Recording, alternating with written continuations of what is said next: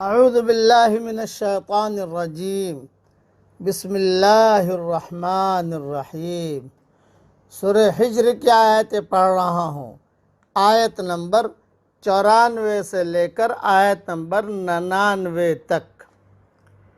فاصدع بما تؤمر واعرض عن المشرکین، پس جس چیز کا آپ کو حکم ملا ہے اس کو کھول کر سنا دیجئے اور انکار کرنے والوں سے، بے ایمانوں سے اعراض کیجئے۔ اِنَّا كَفَيْنَاكَ الْمُسْتَهْزِئِينَ، ہم آپ کی طرف سے ان مذاق اڑانے والوں کے لیے کافی ہیں۔ الَّذِينَ يَجْعَلُونَ مَعَ اللَّهِ إِلَٰهًا آخَرَ، جو لوگ اللہ کے ساتھ دوسرے معبود کو شریک کرتے ہیں۔ فَسَوْفَ يَعْلَمُونَ، پس جلد ہی وہ جان لیں گے۔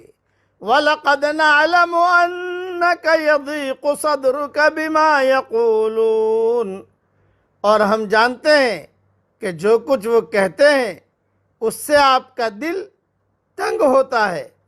فَسَبِّحْ بِحَمْدِ رَبِّكَ وَكُن مِّنَ السَّاجِدِينَ، پس آپ اپنے رب کی حمد کے ساتھ اس کی تسبیح کیجئے اور سجدہ کرنے والوں میں سے بن جائیے۔ وَاعْبُدْ رَبَّكَ حَتَّى يَأْتِيَكَ الْيَقِينُ، اور اپنے رب کی عبادت کرتے رہیے یہاں تک کہ آپ کو موت آ جائے۔ اب تشریح سن لیجئے مختصر۔ فصدع کے معنی ہے کھول کر بیان کرنا۔ اس آیت کے نزول سے پہلے آپ چھپ کر تبلیغ فرماتے تھے، اس کے بعد آپ نے کھلم کھلا تبلیغ شروع کر دی۔ اس آیت کے بعد اعلان تبلیغ آپ نے شروع کر دی۔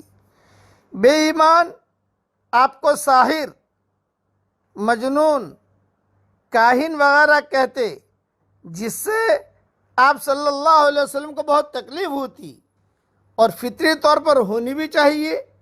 کسی کو برا کہا جائے، کوئی حق کا داعی ہے، اس کو برا کہو تو دلی تکلیف ہوگی۔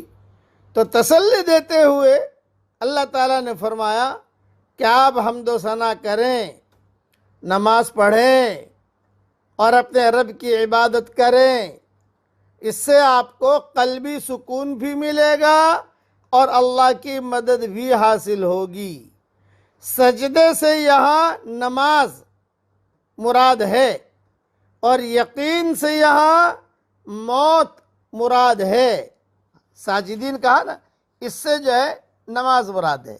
اور وَاعْبُدْ رَبَّكَ حَتَّى يَأْتِيَكَ الْيَقِينُ، آپ اپنے رب کی عبادت کریں یہاں تک کہ آپ کو یقین آ جائے، یعنی موت آ جائے۔ یقین سے یہاں مفسرین نے لکھا ہے موت مراد ہے۔ اب اگلا مضمون اور دھیان سے سنیے۔ موجودہ دنیا میں ہر آدمی کو بولنے اور کرنے کی چھوٹ ملی ہوئی ہے، اس لیے داعی جب خدا کی طرف بلانے کا کام شروع کرتا ہے تو دوسروں کی طرف سے طرح طرح کی بے معنی باتیں کہی جاتی ہیں۔ لوگ مختلف قسم کے غیر متعلق مسائل چھیڑ دیتے ہیں۔ ایسے مواقع پر داعی کے لیے لازم ہے کہ وہ ان تمام باتوں کے مقابلے میں اعراض کا طریقہ اختیار کرے۔ اگر وہ ایسے مواقع پر لوگوں سے لڑنے لگے گا تو وہ دعوت حق کے مثبت کام کو انجام نہیں دے سکتا۔ اس دنیا میں حق کے داعی کے لیے ایک ہی مثبت طریقہ ہے، وہ یہ کہ وہ الجھنے والوں سے نہ الجھے اور جو حق اسے ملا ہے اس کا وہ پوری طرح اعلان کر دے۔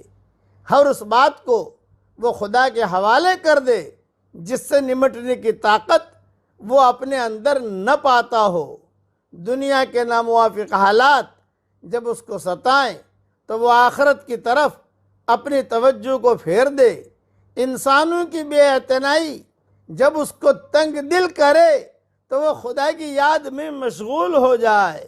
سچے داعی کا حال یہ ہوتا ہے کہ جب اس پر غم کی کوئی حالت طاری ہوتی ہے تو وہ ہماتن خدا کی طرف متوجہ ہو جاتا ہے۔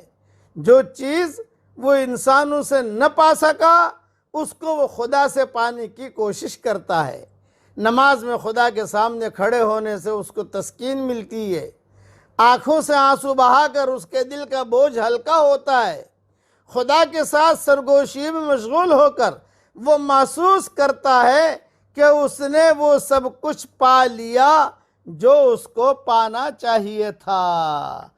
خلاصہ کلام دو جملے ہیں، حق کی پرورش اللہ مخالف فضاؤں میں کرتا ہے۔